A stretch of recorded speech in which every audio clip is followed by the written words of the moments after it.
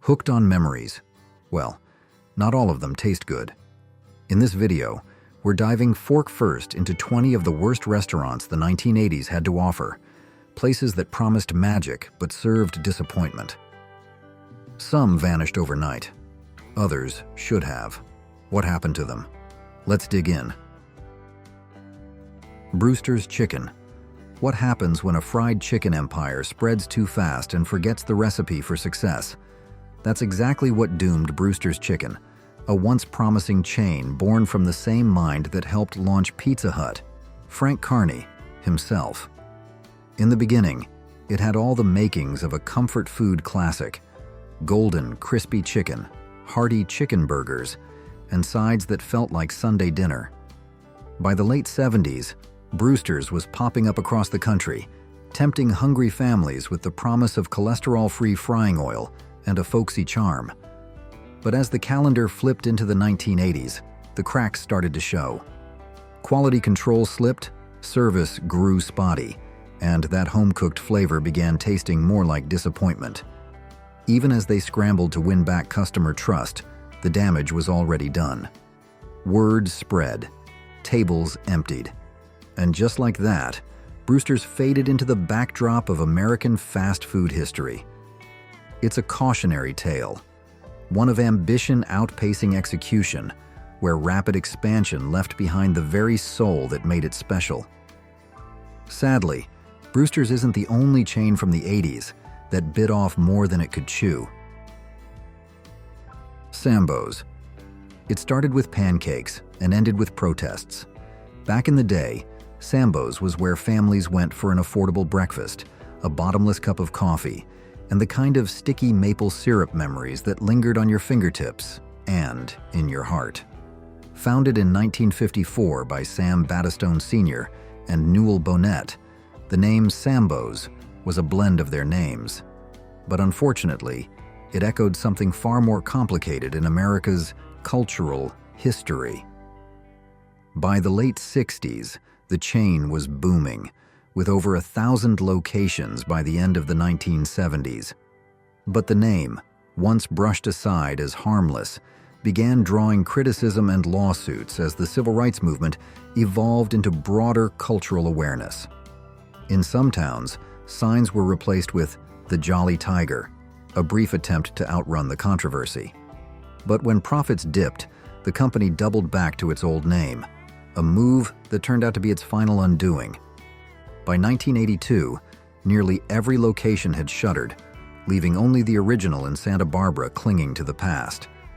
Decades later, even that lone outpost finally dropped the name, for good. Sambo's didn't just serve food, it served as a mirror to the times, and eventually, it couldn't survive the reflection. Arthur Treacher's Fish and Chips. Remember when a basket of greasy fish and fries could pass for a taste of jolly old England? For a while, Arthur Treacher's Fish and Chips made that fantasy feel real, at least in the parking lot of your local strip mall. Launched in 1969 in Columbus, Ohio, the chain brought British-style comfort food to American diners, right down to the newspaper-wrapped aesthetic. What many forget is that this wasn't just some novelty idea cooked up overnight.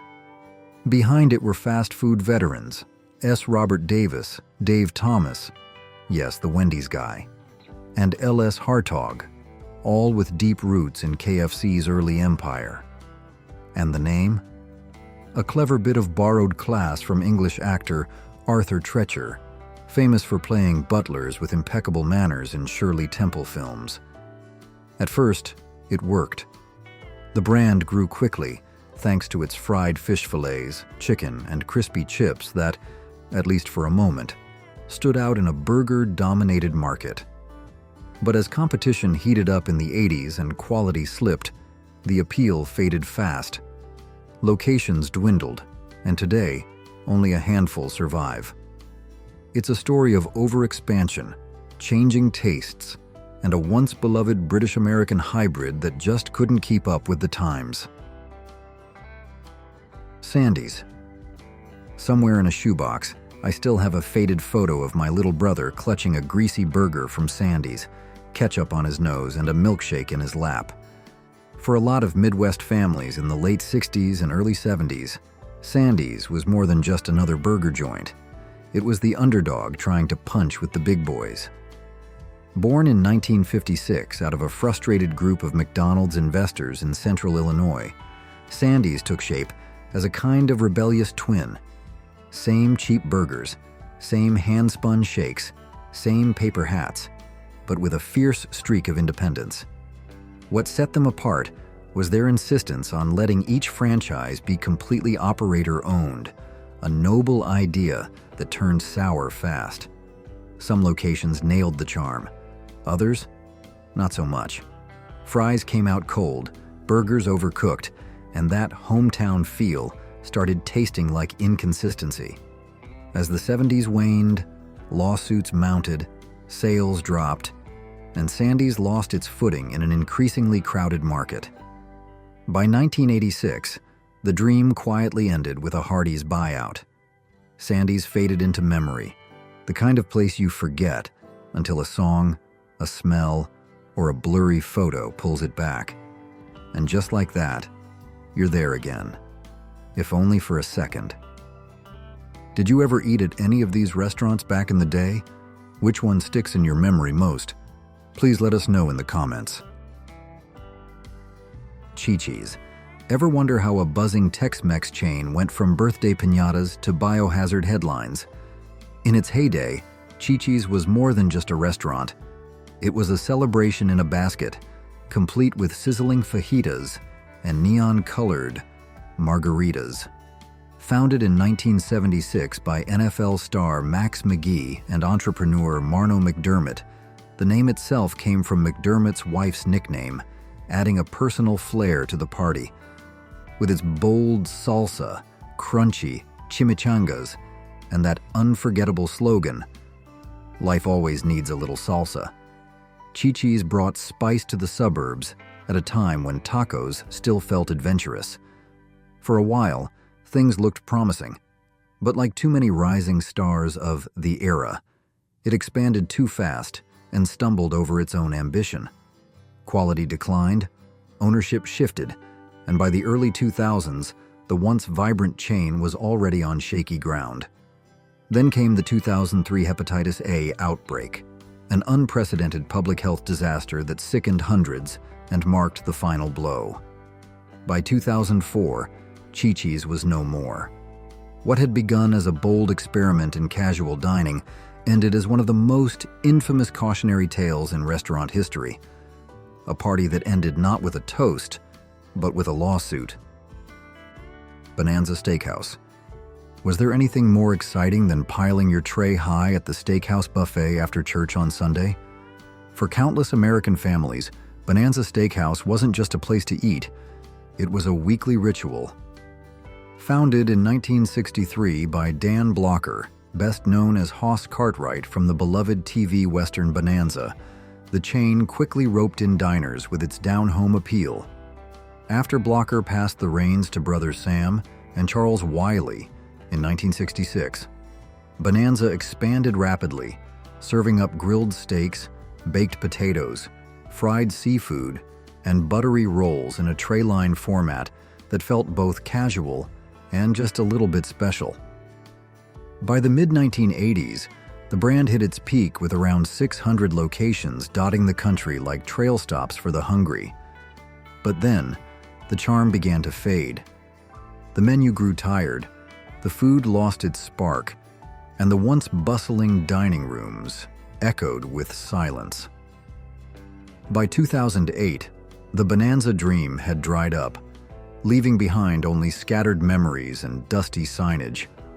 Still, for those who grew up under its fluorescent lights, there was something comforting about that no-frills steak dinner, simple, reliable, and served with a side of American nostalgia. Burger Queen. Burger royalty was never meant to wear a paper crown, and Burger Queen proved it.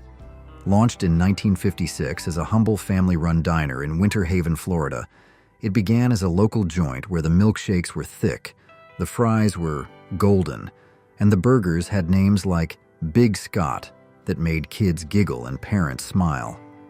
But the little queen had bigger dreams. By the early 60s, entrepreneurs George Clark and Jim Gannon swooped in, buying the brand and transforming it into a full-blown franchise operation. Under CEO John Clark's leadership, Burger Queen ballooned to over 170 locations in the U.S., plus a few curious outposts overseas, including in China and the UAE, of all places. But as the 1980s came knocking, the throne began to wobble. Larger fast food empires, those with golden arches and creepy kings, began gobbling up market share, and Burger Queen just couldn't keep pace. Food quality dipped, service slowed, and the charm that once made it special faded like old ketchup on linoleum. Today, the last flicker of its flame survives as Druthers in Campbellsville, Kentucky. A strange but sweet reminder that even second-tier royalty deserves a spot in the fast food history books. Because sometimes, losing the crown still earns you a legacy. Howard Johnson's. If you were on a family road trip in the 70s or 80s, chances are your suitcase wasn't the only thing riding shotgun. So was a Howard Johnson's stop. More than just a restaurant, Hojo's was a ritual. Those bright orange roofs popped up like old friends along America's endless highways, offering weary travelers a slice of comfort and a plate of clam strips. Founded way back in 1925 by Howard Deering Johnson, the brand began humbly with ice cream, but quickly grew into a roadside empire. By the time the 1970s rolled around, Howard Johnson's wasn't just a place to eat, it was the place to eat. With over 1,000 locations, it was once the largest restaurant chain in the country. But just like the cars that rolled into their parking lots, time has a way of wearing things down.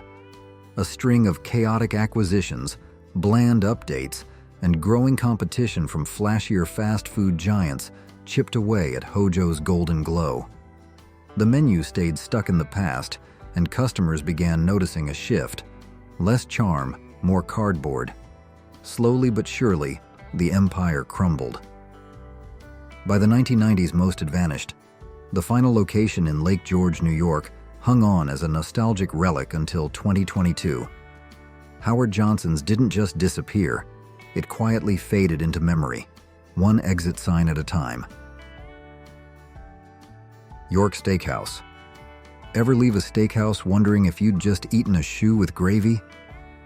That was the running joke in my family every time we left York Steakhouse. My dad once tried to cut into his sirloin, and the knife bounced off. He still brings it up every Thanksgiving.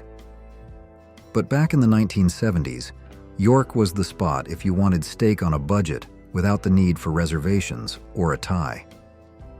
Founded in 1966 in Columbus, Ohio, by Eddie Grayson and Bernie Gross, it quickly grew into a national presence, especially after General Mills bought it out in 1977. At its peak, there were nearly 150 York locations scattered across malls and shopping plazas, serving up hearty cuts of meat, buttery rolls, and sides piled high on plastic trays. It was cafeteria-style steak with a side of middle-class optimism. But over time, the charm wore thin. The food got bland, the meat overcooked, and the once dependable service started to sour. Guests began trading steak nights for better experiences elsewhere, and sales tumbled. By the end of the 80s, York Steakhouse was largely a memory. What started as an affordable indulgence turned into a cautionary tale in how quickly customers walk away when the quality no longer matches the promise. If you enjoyed this trip down memory lane, give us a like and subscribe so you don't miss the next one. Roy Rogers Restaurants. Long before fast food became a race to the bottom, Roy Rogers rode in with something bold. Roast beef, fried chicken, and burgers all under one roof, and not a heat lamp in sight. Launched in 1968 by Marriott and named after the cowboy legend himself, the chain promised more than a meal. It offered a little slice of Americana with every tray. At its peak, Roy Rogers boasted over 600 locations, stretching across the country like a trail of smoky barbecue and golden fries. You'd walk in, grab a paper hat for the kids, and hit the Fixin's Bar, a DIY condiment station that made you feel like you had some real say in your sandwich's destiny. But the glory days didn't last. After a messy sale to Hardee's in 1990, many locations were rebranded or shuttered, and the name faded from the roadside landscape. And yet, like any good cowboy, Roy never truly disappeared.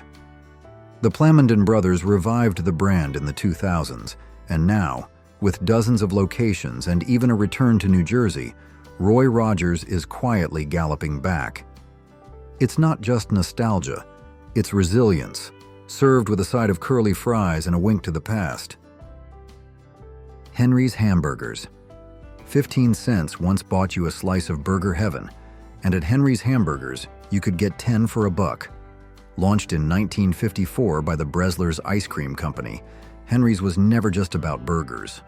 It was a clever ploy to boost milkshake sales that quickly turned into a fast food empire.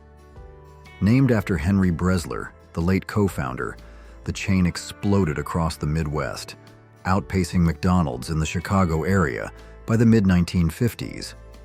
By the early 60s, Henry's boasted over 200 locations nationwide, serving up greasy, paper-wrapped goodness to hungry families on a budget. But success is a fragile thing.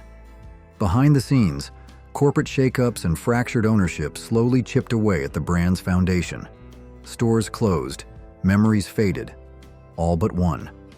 In Benton Harbor, Michigan, a lone outpost has defied the odds since 1959.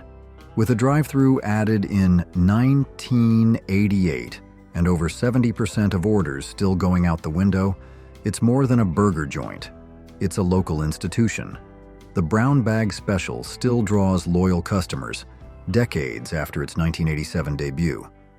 Somehow, this tiny survivor has outlasted giants, not by following trends, but by listening to the community it serves. Henry's isn't just surviving, it's preserving a golden piece of roadside Americana. ShowBiz Pizza Place. Who could forget the thrill of eating pizza while a robotic gorilla played the keyboard under flashing lights? ShowBiz Pizza Place wasn't just a restaurant, it was a rite of passage for 80s kids. Founded in 1980 by Robert L. Brock and brought to life with animatronics by Creative Engineering's Aaron Fechter, this wasn't your average pizza joint. It was part arcade, part concert hall, part fever dream. The real stars weren't the pepperoni slices or the pinball machines. It was the Rockafire Explosion, an animatronic band headlined by Billy Bob the Bear and his ragtag musical crew. They sang, they blinked, they moved in surprisingly human ways, and for a moment, it all felt like magic. But as the tides of the entertainment industry shifted, so did the fortunes of ShowBiz. In 1984, they merged with former rival Pizza Time Theater. Yes, the home of Chuck E. Cheese.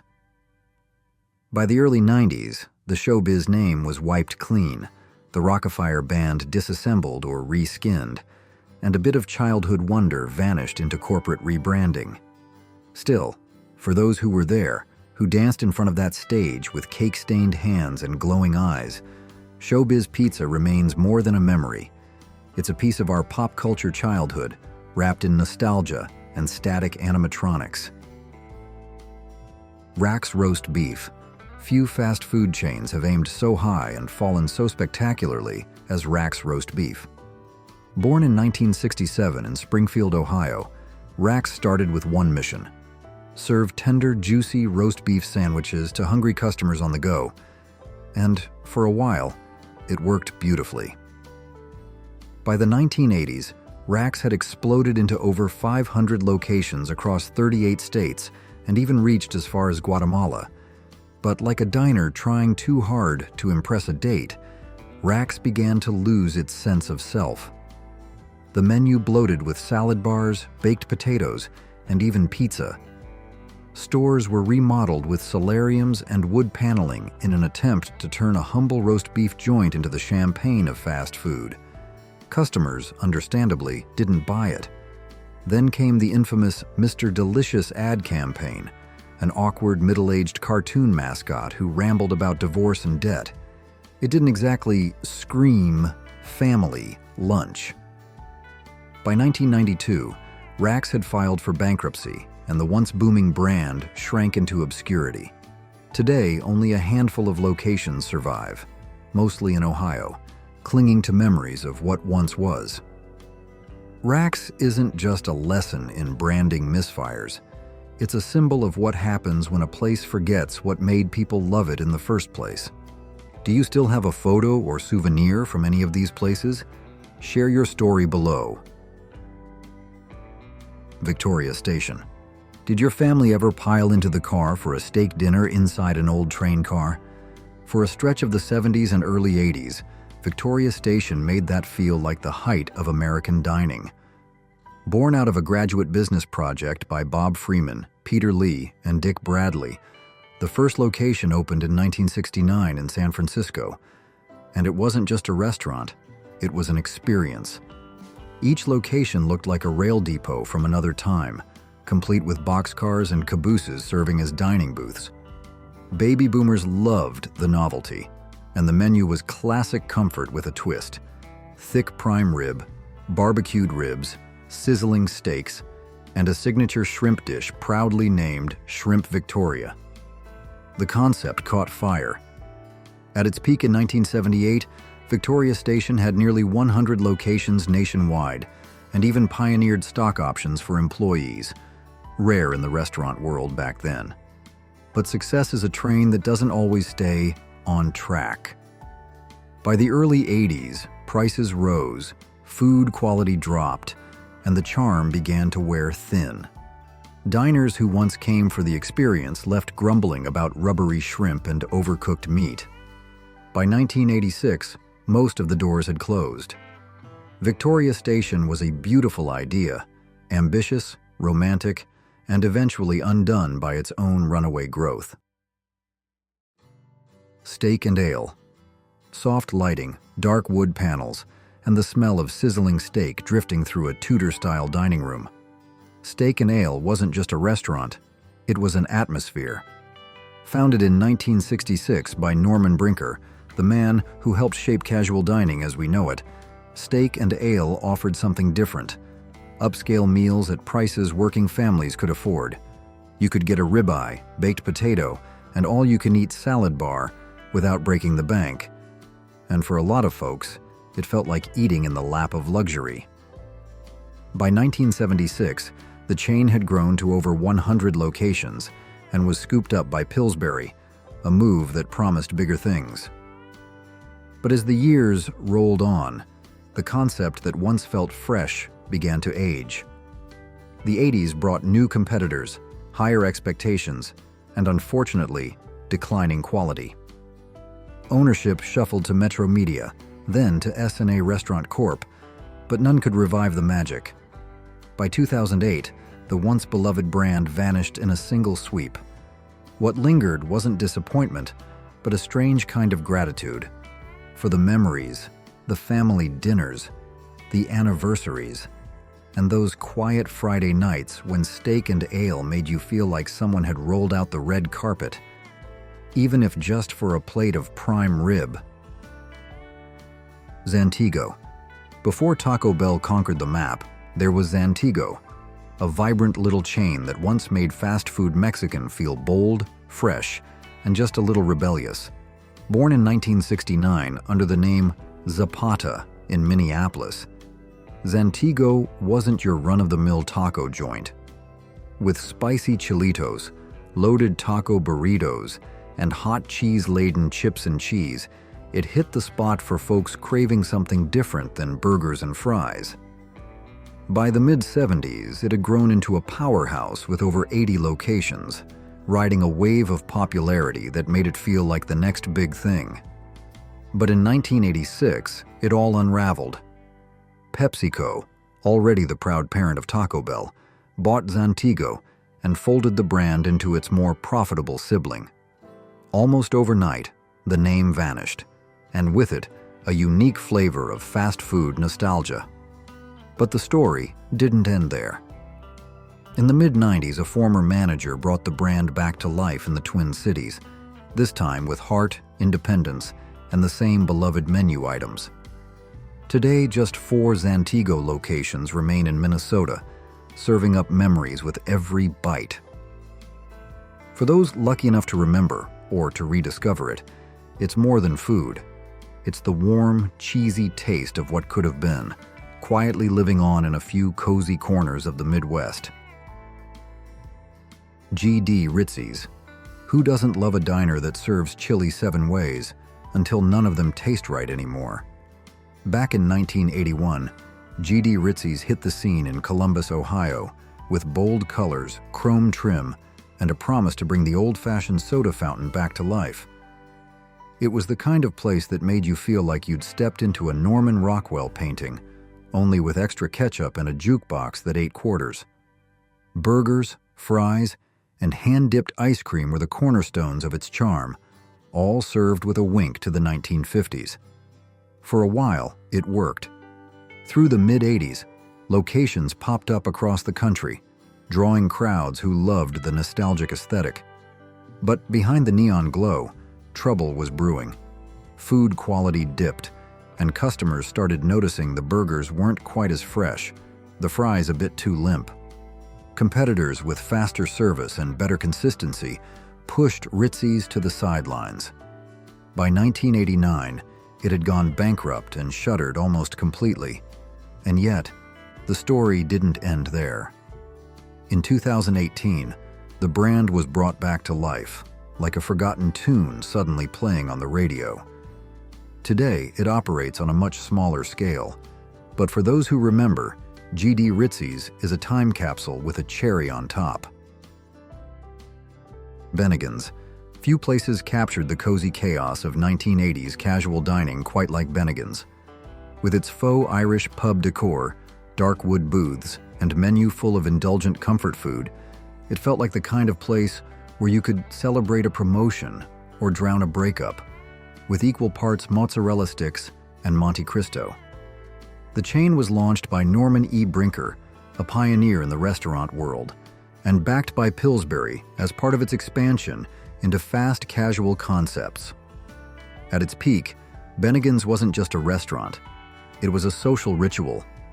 But cracks began to show after Pillsbury was acquired by Grand Metropolitan in 1989. The brand started slipping, slowly but surely. Management stopped innovating. The food lost its flavor, literally, and customers noticed. New competitors offered sleeker service, fresher ingredients, and modern menus, leaving Bennigan's looking tired and out of step. By 2008, after years of dwindling sales, the chain filed for bankruptcy and shuttered nearly all U.S. locations. A few spots survive abroad and a handful still operate stateside, but they feel more like time capsules than restaurants. Bennigan's didn't go out in a blaze. It faded away, one quiet booth at a time, taking with it the echoes of countless Friday nights and cheap happy hour pints. Gobbler Supper Club. Was there ever a restaurant so funky it made you feel like you were eating Thanksgiving dinner inside a lava lamp? That was the Gobbler Supper Club, part Turkey Haven, part retro fever dream, and entirely unforgettable. Opened in 1967 along Highway 26 in Wisconsin, this place wasn't just a restaurant, it was a spectacle. Designed as a roadside attraction for Clarence Hartwig's sprawling Gobbler motel complex, the Supper Club featured swirling carpets, spinning dining areas, and color schemes that would have made Elvis blush. Its menu leaned heavy on turkey and prime rib, American staples served up with old-school sides and a side of spectacle. But while the design turned heads, the food didn't win hearts. Customers quickly soured on what they described as bland, uninspired fare, more cafeteria than culinary. As tastes changed and road trippers became more selective, the crowds began to vanish. By the early 90s, the once buzzing dining room was mostly empty seats and quiet forks. In 1992, Clarence's son Clyde officially called it quits and filed to close the doors for good. The Gobbler may be gone, but its legacy lives on as one of the most gloriously strange chapters in American dining, a place where kitsch reigned supreme, even if the gravy didn't. The 1970s were a golden era for American dining, family-owned diners, quirky burger joints, and steakhouse chains that felt like a second home. But time hasn't been kind to all of them. Today, we're taking a nostalgic deep dive into 20 once-beloved restaurants that vanished, but never truly left our hearts. Let's step back in time.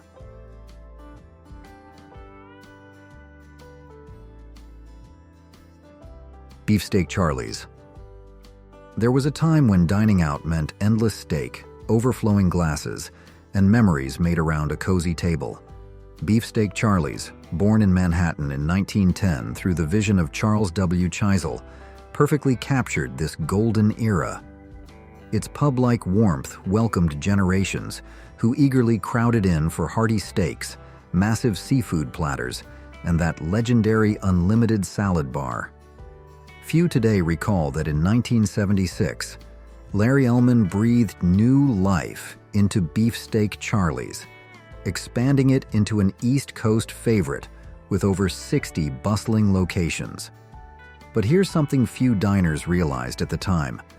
The restaurant's generous offer of unlimited beer, wine, and sangria became both its signature attraction and tragic downfall. By the mid-1980s, shifting dining habits and fierce competition eroded its success, leaving it financially unstable. Attempts by Bombay Palace restaurants to save the beloved brand in 1987 proved unsuccessful. Gradually, one by one, the cheerful doors of Beefsteak Charlie's closed, until the very last location quietly faded away in 2009, leaving behind only nostalgic echoes of joyful, carefree dinners. Lums. Have you ever tasted a hot dog steamed in beer?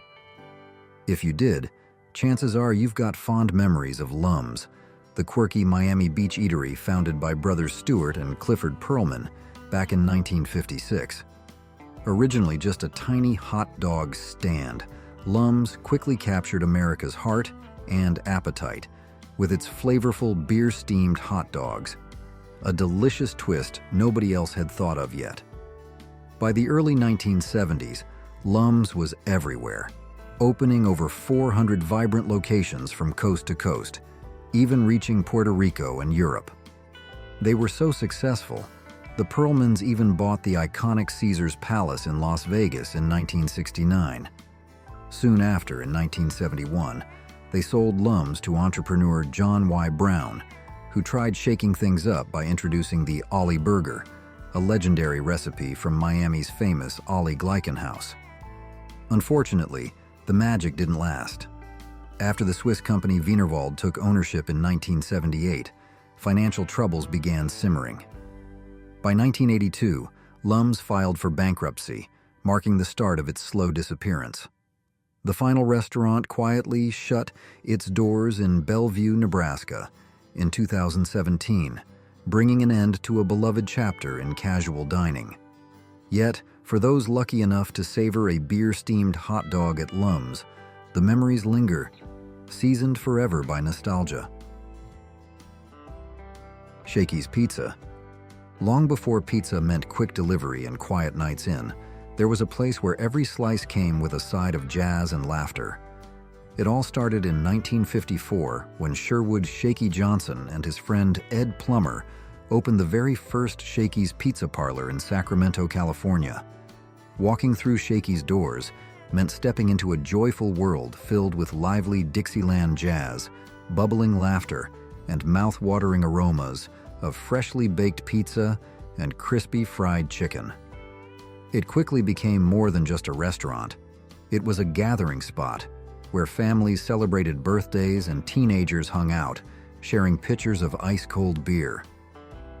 By the 1970s, Shakey's vibrant energy and irresistible menu fueled its expansion to nearly 350 bustling locations across America. But times inevitably changed.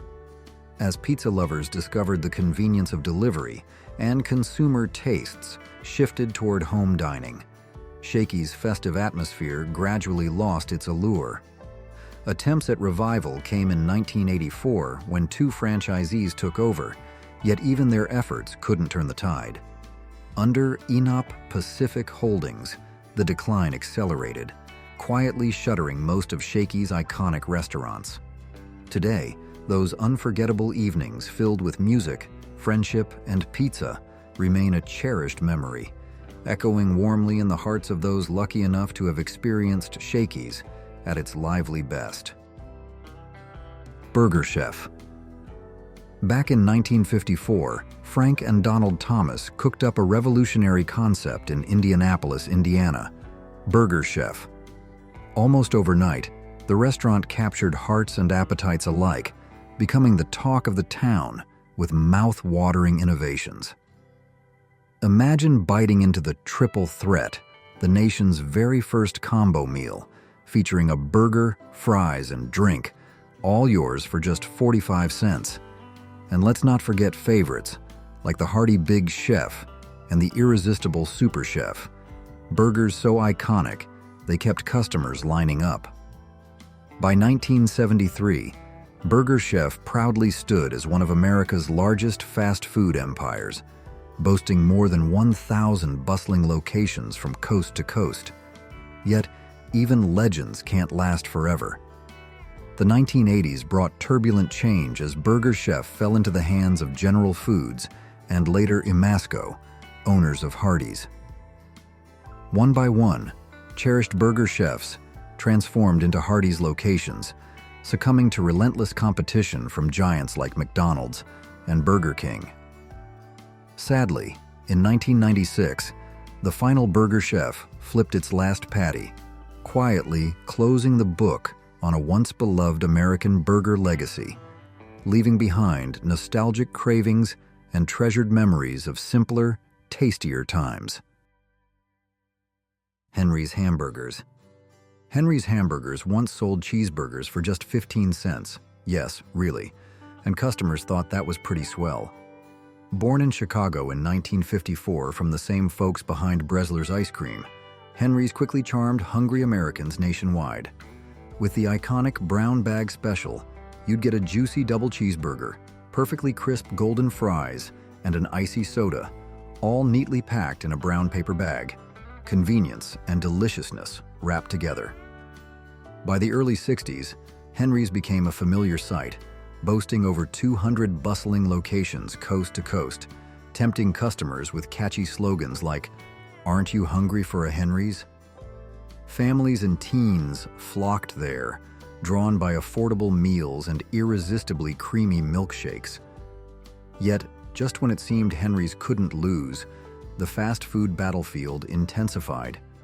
Giants like McDonald's flexed their muscles, and Henry's simply couldn't keep pace. Ownership shuffles and corporate mergers within Bresler's only added to the confusion, closing doors faster than they could open them. Today, just a single Henry's remains in Benton Harbor, Michigan, holding strong by leaning into nostalgia and adapting its menu to local cravings. For those who remember its glory days, Henry's still conjures mouth-watering memories of tasty burgers, lively chatter, and the innocent joy of pulling greasy fries from a humble brown bag. Tell me, if you could bring back just one of these iconic restaurants today, which would it be and why? Royal Castle. Believe it or not, Florida once had its very own castle. No moats or knights, just mouth-watering little burgers and ice-cold birch beer. Royal Castle, founded in 1938 by William Singer in sunny Miami, quickly became the South's answer to the North's White Castle, capturing hearts with tiny square burgers topped generously with minced onions and tangy pickles. Alongside those craveable mini burgers, Royal Castle delighted customers with freshly squeezed orange juice and hearty breakfasts that kept diners coming back morning after morning. By the booming 1960s, Royal Castle's neon signs lit up streets across Florida, Georgia, Ohio, and Louisiana, proudly operating over 175 bustling locations. Yet good times didn't last forever. When fast food giants like McDonald's and Burger King stormed the market in the 1970s, Royal Castle struggled to keep pace. Things took another turn in 1969 when Performance Systems took ownership, only to face money troubles and declining standards shortly afterward. Quality faltered, loyal customers drifted away, and by 1975, the once thriving chain quietly closed its doors, leaving behind only fond memories. Today, those lucky enough to remember Royal Castle still smile warmly, recalling Midnight Burger Run and the nostalgic taste of simpler days in a southern castle where flavor ruled without needing a king. White Tower. White Tower hamburgers, first dreamed up by John E. Sachs and Thomas E. Sachs in Milwaukee in 1926, quickly earned a place in America's heart. With their bright white fortress-style buildings gleaming under the sun and stainless steel counters polished to a spotless shine, White Tower promised families like mine cleanliness and tasty simplicity. I can still picture Saturday afternoons with my dad, sliding into a booth, eagerly waiting for those miniature, perfectly square burgers to arrive, always hot off the griddle, with soft buns and melted cheese. At its height in the 1950s, White Tower proudly boasted more than 230 locations nationwide. Yet, trouble arrived early. In 1929, White Castle noticed the resemblance and swiftly took legal action, forcing White Tower to redesign its castles and pay royalties. Over the decades, despite attempts to adapt, the beloved chain struggled against fierce competition and changing tastes, quietly fading from neighborhoods one by one. Sadly, the last White Tower standing, in Toledo, Ohio, met its final end in April 2022 after a devastating fire, closing the book on a nostalgic era of hamburgers, innocence, and simple joys. Which one of these restaurants was your absolute favorite growing up? Let us know in the comments. Sizzler. Imagine a restaurant so devoted to salads that it accidentally sabotaged its steaks. Welcome to the curious case of Sizzler. In 1958, Del and Helen Johnson opened their first family-friendly steakhouse in Culver City, California, quickly winning hearts by serving juicy steaks at wallet-friendly prices. By the mid-1960s, the aroma of sizzling steaks and grilled seafood drew hungry families into over 100 locations, making Sizzler a household name across California. But here's something many folks never knew. In the competitive frenzy of the 1980s, facing tough rivals like Outback Steakhouse and Red Lobster, Sizzler introduced an innocent-looking salad bar. Soon, though, this humble salad bar ballooned into a lavish buffet overflowing with fresh fruit, pasta salads, and countless sides, gradually overshadowing the very steaks that made them famous. Ironically, their attempt at innovation backfired, compromising quality and hurting their reputation. By 1996, financial troubles forced Sizzler into Chapter 11 bankruptcy, leading to the closure of more than 130 restaurants. Though its glory days had passed, Sizzler's story is fondly remembered by many as a cautionary yet nostalgic tale of ambition, adaptability, and how sometimes even the freshest fruit can't replace the magic of a perfectly grilled steak. Brown Derby. Can you imagine a time when Hollywood's elite ate their salads inside a restaurant shaped exactly like a giant hat? Founded in 1926 by Wilson Misner, Herbert K. Somborn, and legendary movie producer Jack Warner, the Brown Derby quickly became the hottest ticket in Los Angeles dining. Standing boldly on Wilshire Boulevard, this whimsical hat-shaped eatery was the ultimate symbol of glamour, attracting silver screen icons like Clark Gable and Judy Garland, who dined beneath cartoonish caricatures of themselves. Beyond its quirky design, the Derby served unforgettable dishes, including the now famous Cobb salad, tossed tableside by co-founder Robert H. Cobb himself. Yet, as America's tastes shifted toward casual dining in the 1970s, the restaurant's polished, upscale image became harder to sustain. Rising costs and dwindling customers meant tough times, and, gradually, the Darby's glamorous glow faded. By 1980, the original Wilshire location closed, and the rest soon followed. Today, the Brown Darby lives only in fond memories of old Hollywood, the days when dining was a glamorous event, and even salad had star power. Geno's Hamburgers. Just hearing the words, Geno Giant, brings me straight back to the taste of Friday night burgers with friends.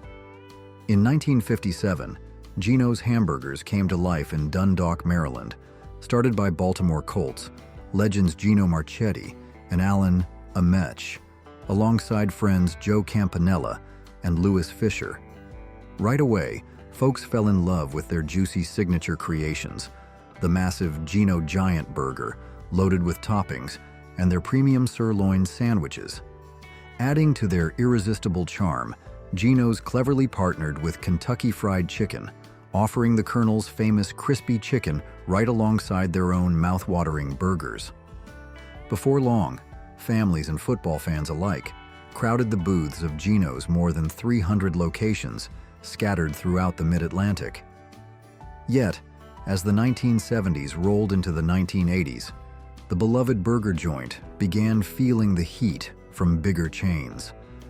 Growth slowed, profits dwindled, and eventually, Marriott Corporation stepped in, transforming most Geno's restaurants into Roy Rogers locations by 1982.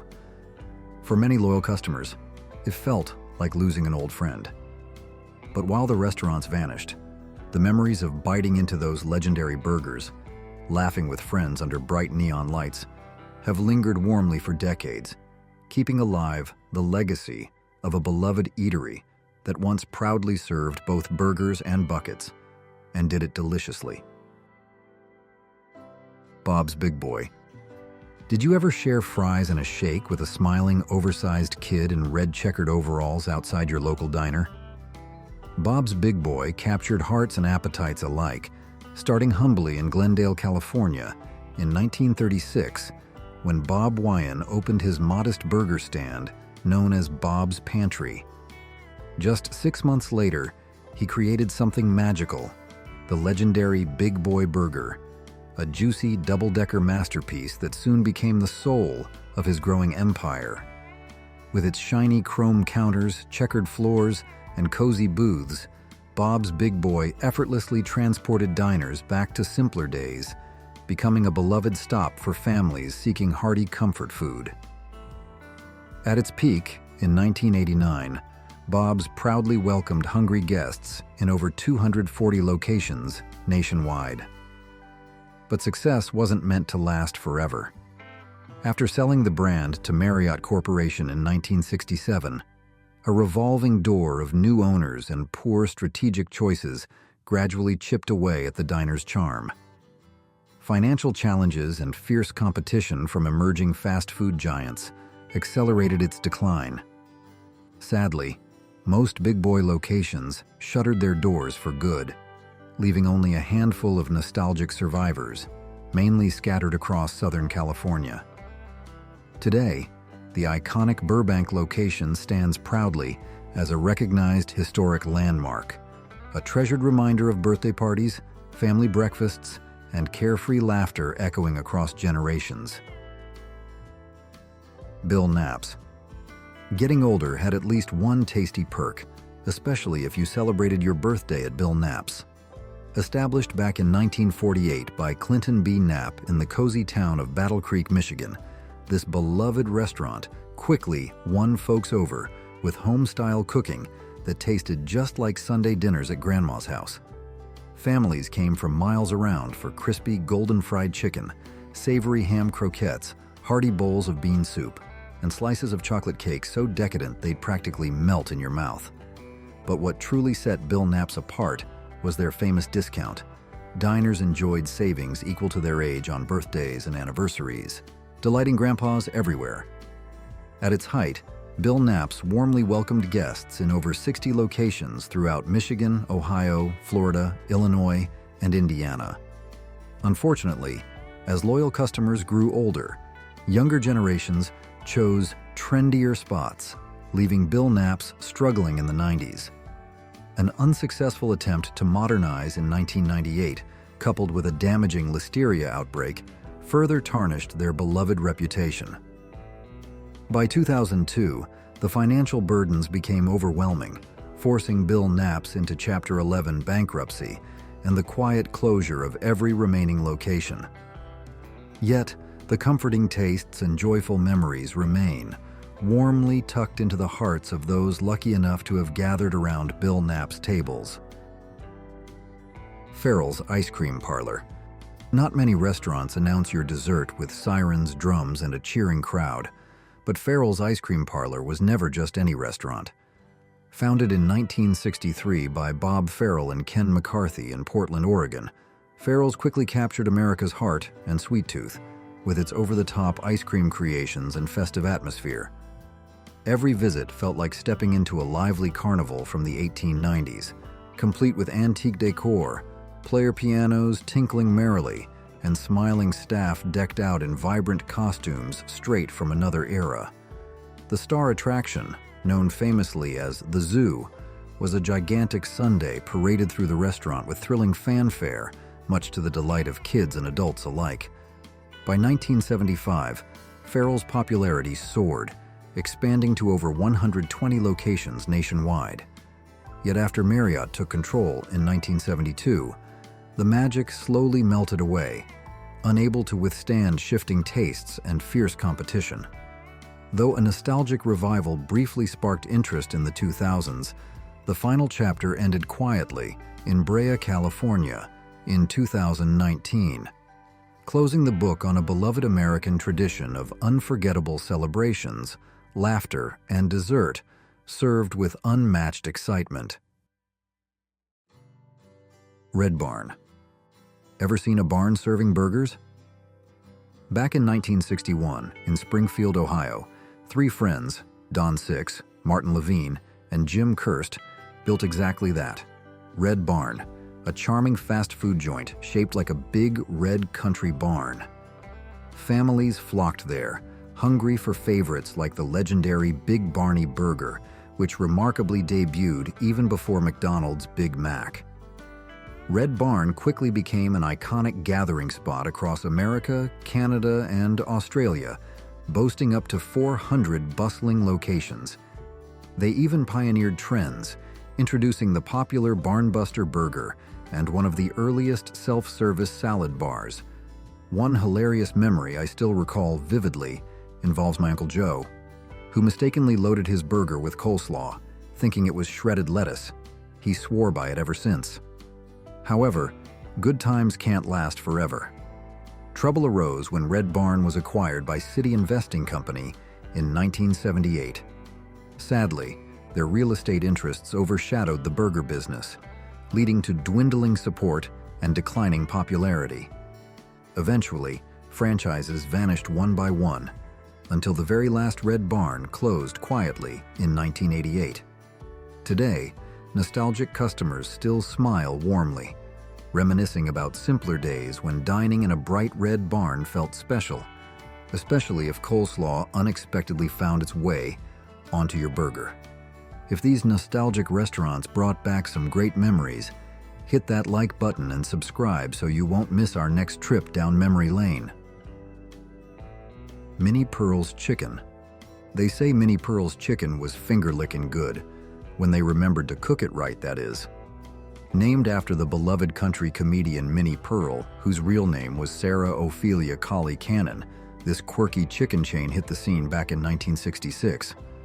Launched by two ambitious attorneys from Nashville, Tennessee, Minnie Pearl's Chicken hoped to ride the wave of America's growing fried chicken craze, boldly competing with Colonel Sanders himself. From its cheerful logo featuring Minnie's iconic straw hat to the down-home Southern hospitality, folks quickly lined up to give it a try. Within just a few short years, over 100 franchises sprang up across the country. But here's the funny thing. Success didn't exactly follow. Unfortunately, quality wasn't Minnie Pearl's strong suit. Sometimes the chicken arrived crispy and delicious, while other times it seemed they'd forgotten the fryer altogether. Behind the scenes, things got even messier with accusations of inflated revenues and shady stock manipulation. By 1973, facing dwindling customer trust and mounting financial scandals, Minnie Pearl's chicken crumbled faster than overcooked biscuits, quietly closing most locations. Despite its troubles, those who visited still fondly recall Minnie's chicken as a quirky, charming experiment, a tasty yet imperfect memory of America's fried chicken past. Wags. Who knew Walgreens could flip pancakes as skillfully as prescriptions?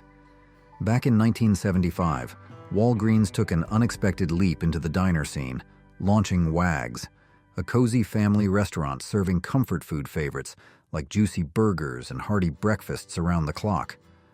Modeled after iconic eateries like Denny's and Big Boy, Wags quickly captured the hearts of night owls, hungry families, and folks craving affordable, late-night bites. With neon signs glowing cheerfully through the night, Wags became a beloved destination in Chicago and Florida, offering warm booths, endless coffee, and friendly smiles, even at 2 a.m. Yet despite the initial buzz, Walgreens decided to step away, selling all 91 thriving locations to Marriott in 1988. Sadly, Marriott struggled to find the right recipe, leading to confusion, poor management, and dwindling enthusiasm from once loyal customers. Gradually, the familiar glow faded, replaced by new Shoney's restaurants or empty buildings.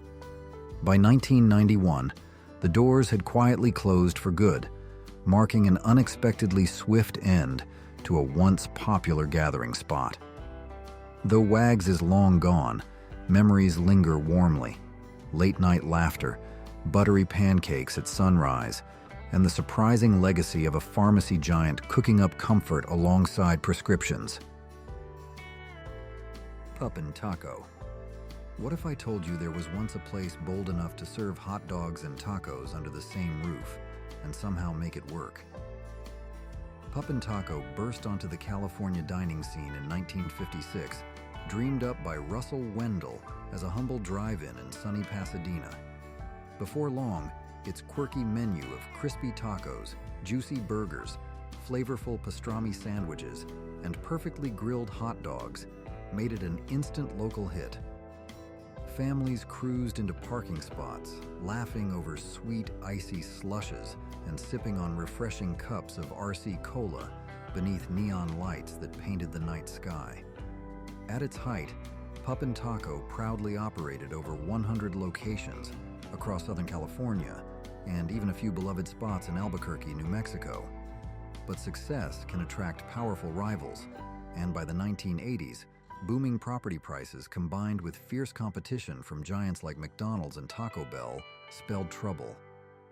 Seeing opportunity, Taco Bell swiftly stepped in, purchasing 99 prime Puppin' Taco spots in 1984, gradually erasing the brand from the fast food map. The last remaining Albuquerque location quietly closed its doors in 2013, leaving behind only memories, deliciously strange ones, of a daring diner that combined unlikely tastes and made every meal an adventure worth remembering. Sambo's. Remember when you could grab breakfast at a diner whose name alone could start an argument? Founded back in 1957 in sunny Santa Barbara by partners Sam Battistone Sr. and Newell Bonnet, Sambo's Diner quickly became a fixture in American communities.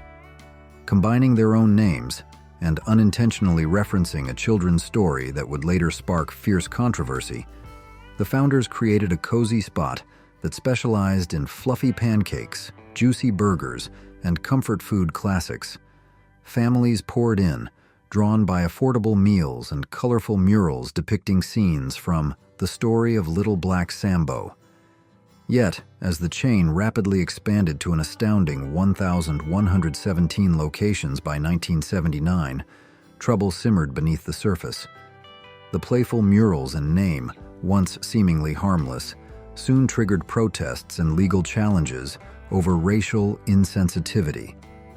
Combined with financial missteps, these issues sent the chain tumbling toward bankruptcy. By 1981, most Sambo's diners had either shut down or changed ownership, marking the end of an iconic, though controversial chapter in American dining. The final restaurant in Santa Barbara endured until 2020, when renewed public outcry after the George Floyd protests finally compelled it to change its name, quietly closing the last page on Sambo's colorful, complicated legacy. Steak and ale. Did you know there was once a restaurant that revolutionized American dining, only to vanish almost overnight? Back in 1966, Norman E. Brinker opened the doors of Steak and Ale in Dallas, Texas, forever changing the casual dining scene. Imagine stepping into a dimly lit, cozy English tavern with wooden beams overhead, candle-lit tables, and an inviting aroma of herb-roasted prime rib filling the air. At its peak in the 1980s, this beloved steakhouse empire stretched to nearly 280 bustling locations, winning hearts with its Kensington Club steak and groundbreaking unlimited salad bar. But tastes changed in the 1990s.